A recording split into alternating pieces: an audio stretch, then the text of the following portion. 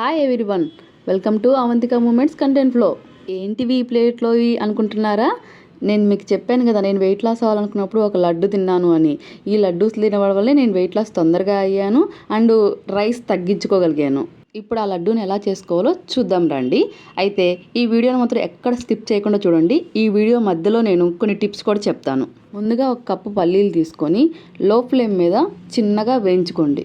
మీరు మాత్రం తొందరగా పని అవ్వాలని చెప్పేసి పల్లీలని హై ఫ్లేమ్ మీద పెట్టి వేయించుకున్నారా, పల్లీలు అనేవి సరిగా ఏగవు, పచ్చివాసన పోవు, లడ్డూలు కూడా పాడైపోతాయి. కాబట్టి నేను చెప్పిన విధంగా చిన్నగా చేసుకోండి. నెక్స్ట్ ఇందాక తీసుకున్న పల్లీల కప్పుతోనే మళ్ళీ ఇంకొక కప్పు మినపప్పు తీసుకోండి. మినపప్పును కూడా లో ఫ్లేమ్లోనే వేయించుకోండి, మీడియం ఫ్లేమ్లో వేయించుకోవద్దు. ఎందుకంటే ఇవన్నీ మనం లో ఫ్లేమ్లోనే వేయించుకోవడం వల్ల లడ్డు ఎక్కువ రోజులు నిల్వ ఉంటుంది. మనం హై ఫ్లేమ్ కానీ మీడియం ఫ్లేమ్లో కనుక వేయించుకుంటే 15 రోజుల కల్లా లడ్డు పాడైపోతుంది. చాలామంది నన్ను అడిగారు ఏమనంటే, మేము వెయిట్ లాస్ అవ్వాలనుకున్నప్పుడు మాకు ఇంకా ఎక్కువ ఆకలి అవుతుందని. అలాంటి వారికి ఈ లడ్డు బాగా యూజ్ అవుతుంది, ఎటువంటి క్రేవింగ్స్ లేకుండా. ఇప్పుడు ఒక కప్పు నువ్వులు తీసుకోండి. నువ్వుల్లో మనకి కాల్షియం, మెగ్నీషియం అండ్ జింక్ మనకి కావాల్సినంత ఉంటుంది.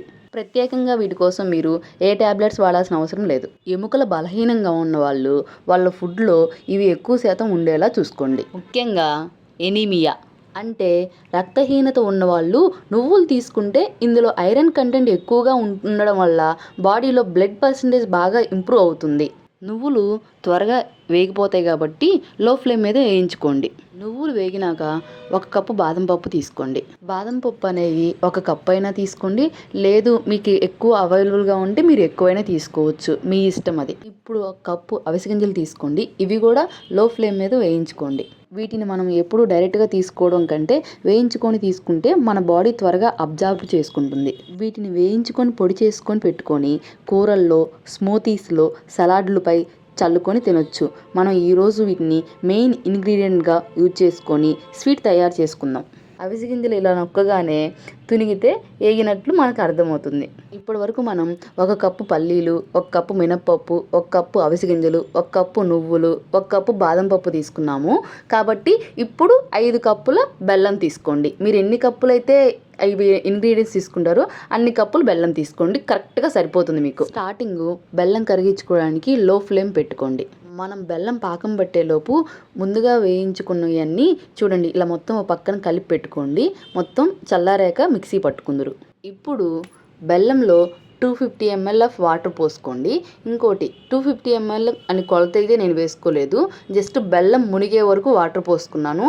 ఇది పాకం రాని వాళ్ళు కూడా చేసేలాగా నేను టిప్స్ చెప్తాను, ఖచ్చితంగా వీడియో స్కిప్ చేయకుండా చూడండి. ఇప్పుడు మనం బెల్లం కరిగేలోపు అవిసె గింజల యొక్క యూజెస్ తెలుసుకుందాం.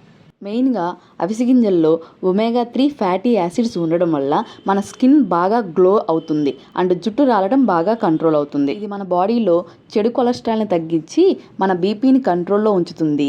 దీనివల్ల మన హార్ట్ కూడా సేఫ్. అవిసె గింజల్లో ఫైబర్ ఎక్కువగా ఉండడం వల్ల మన టమ్మీ ఫుల్గా ఉన్నట్లు అనిపించి ఆకలి తగ్గుతుంది మరియు మలబద్ధకం సమస్య ఉన్న క్లియర్ అవుతుంది. పాకం ఉడకడం టైం పడుతుంది కాబట్టి ఈలోపు మనం వేయించుకున్న గింజలన్నీ మిక్సీ పట్టుకుందాం. మిక్సీ పట్టుకోవడం మాత్రం మరీ మెత్తగా పట్టుకోకుండా కొంచెం బరగ్గా పట్టుకోండి. నేను మధ్యలో చూపిస్తాను చూడండి. ఇలా మిక్సీ పట్టాక ఒకసారి ఓపెన్ చేసి చూస్తే మనకు పలుకులు ఏమన్నా ఉంటే మాత్రం మళ్ళీ మిక్సీ పట్టుకోండి. ఇప్పుడు ఇంకొక రౌండ్ మిగిలిన గింజలన్నీ వేసుకొని, ఇందాక యాలకులు వేసుకోవడం మర్చిపోయాను, ఇప్పుడు యాలకులు వేసుకొని మిక్సీ పట్టుకొని మొత్తం పొడినంతా ఒక ప్లేట్లో వేసుకొని మొత్తం కలుపుకోండి. ఎందుకంటే మనం 2 టైమ్స్ మిక్సీ పట్టుకున్నప్పుడు ఏంటంటే ఫస్ట్ దాంట్లో ఎక్కువ వేరేగా గింజలు వస్తాయి, సెకండ్ రౌండ్ వేరేగా వస్తాయి. కాబట్టి మొత్తం పొడినంతా ఒకేలాగా మిక్స్ చేసుకోండి. ఇందులో ఫైబర్ కంటెంట్ ఎక్కువగా ఉండడం వల్ల మన బ్లడ్లో గ్లూకోజ్ అబ్జార్ప్షన్ తక్కువ అయ్యి మన షుగర్ లెవెల్ని కంట్రోల్లో ఉంచుతుంది. ఇందాక మనం అవిసె గింజల యొక్క ఉపయోగాలు తెలుసుకున్నాం కదా, ఇప్పుడు బాదం పప్పు యొక్క యూజెస్ తెలుసుకుందాం. బాదం పప్పు గురించి ప్రత్యేకంగా చెప్పనక్కర్లేదు, రుచికి రుచి, ఆరోగ్యానికి ఆరోగ్యం. బెల్లం ఒక 30% ఉడికింది అనుకున్నప్పుడు ఇలా ఒక 2 స్పూన్స్ నెయ్యి యాడ్ చేసుకోండి. ఇలా నెయ్యి లాస్ట్లో యాడ్ చేసుకోవడం వల్ల ఏంటంటే ఆఫ్టర్ మనం లడ్డూలు చేసుకునేటప్పుడు కూడా నెయ్యి స్మెల్ బాగా వస్తుంది. అయితే బాదం పప్పులో vitamin E and vitamin B2 వలన మనకు ముఖ్యంగా చిన్నపిల్లలకు జ్ఞాపక శక్తి పెరిగేలా చేస్తుంది. అందుకే చాలామంది నైట్ అంతా నానబెట్టుకొని మార్నింగ్ ఒక 10 బాదం పప్పు అయినా తింటారు. అలా నైట్ నానబెట్టుకొని మార్నింగ్ తినడం కుదరని వాళ్ళకి ఇలా లడ్డూ చేసుకొని తినడం చాలా మంచిది. ఇప్పుడు నేను చెప్పేది ఫాలో అయితే పాకం చేయడం రాని వాళ్ళకి కూడా బెల్లం పాకం చేయొచ్చు. ఎలా అంటే ముందుగా ఒక ప్లేట్లోకి వాటర్ తీసుకొని పాకాన్ని ఇలా ప్లేట్లో వేసుకుంటే ఆ పాకం రౌండ్ చుడుతూ ఉంటే గడ్డలాగా వస్తేనేమో ముదురు పాకమైనట్టు. లేదు మాకు గడ్డలా అవ్వలేదు లేతగా ఇలా తిరుగుతూ చేతికి అంటుకుంటుంది అంటే లేత పాకం అయినప్పుడు. మీరు లడ్డూ చేసుకోవాలనుకుంటే లేత పాకంలోనే ఇలా మనం ముందుగా చేసుకున్న పిండి అంతా పోసుకోండి. లేదు మాకు ముదురు భాగం కావాలి ఎలా అంటే మనం మైసూర్ పాకులాగా చేసుకోవాలనుకునే వాళ్ళు ఇంకా కొంచెం గట్టిగా చేసుకోండి. నేనైతే లడ్డూ కోసం చేసుకుంటున్నా కాబట్టి ఇలా పాకం లేతగా ఉన్నప్పుడే పిండంతా పోసుకొని ఉండలు కట్టకుండా కలబెట్టుకుంటూ ఉండాలి.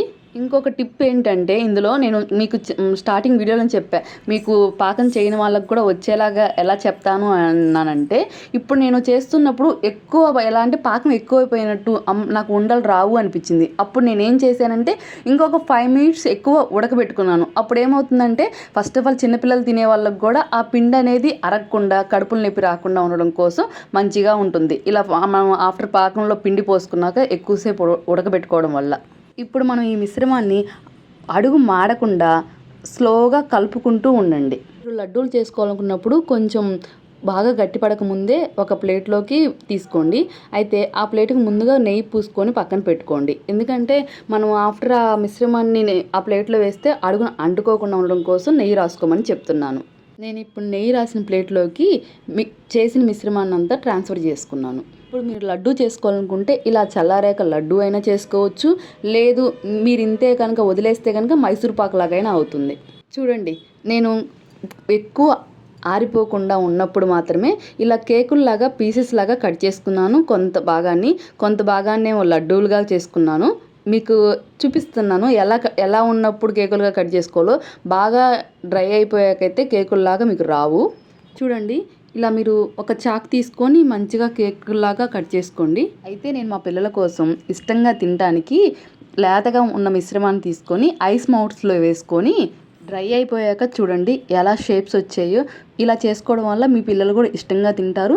మీకు ఇంకా చాలా షేప్స్ కావాలనుకుంటే మీ దగ్గర ఉన్న షేప్స్లో మీరు ఇలా ఈ మిశ్రమాన్ని తయారు చేసుకోవచ్చు. చూడండి మనం ఒక్క ఐటెం చేసుకుంటే ఎన్ని షేప్స్ తయారు చేసుకున్నామో. మా పిల్లల కోసం ఇలా డాల్స్ చేశాను అండ్ మా హస్బెండ్ కోసం లడ్డూలు చేశాను. నా కోసం కేకుల్లా చేసుకున్నాను. ఇంకా మీకు నచ్చినట్లు మీరు చేసుకోండి. ఏ షేప్స్ కావాలంటే ఆ షేప్స్లో. చాలామందికి వెయిట్ లాస్ అవ్వాలనుకున్నప్పుడు క్రేవింగ్స్ ఉంటాయి కదా, అటువంటి వాళ్ళు ఈ లడ్డు తినడం వల్ల వెయిట్ లాస్ తొందరగా అవుతారు. అండ్ అవిసె గింజలు మనకి వెయిట్ లాస్కి బాగా ఉపయోగపడతాయి. ఇంకెందుకు లేటు, ఇప్పుడే వీడియోని లైక్ చేసి సబ్స్క్రైబ్ చేసుకొని మీ ఫ్రెండ్స్కి షేర్ చేయండి. మీరు ట్రై చేసి మీకు ఎలా వచ్చిందో నాకు కామెంట్ రూపంలో ఫీడ్బ్యాక్ చేయండి. నేను వెయిట్ లాస్ అవ్వాలనుకున్నప్పుడు ఈ లడ్డూలు తిని చూడండి నేను ఎంత సన్నగా అయ్యానో. Thank you.